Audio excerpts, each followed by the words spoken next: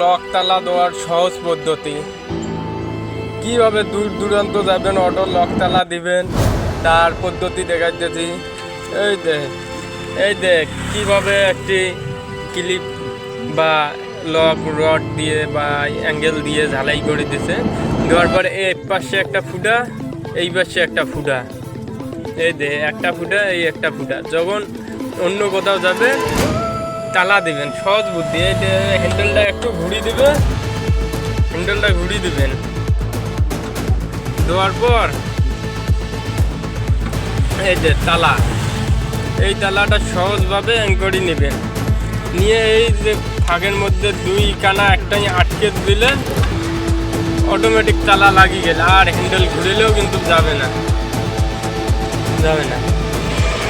আবার এই তালাটা যখন খুলে দিলেন, হ্যান্ডেল সোজা যে পাশে ইচ্ছে সেই পাশে ঘুরবে।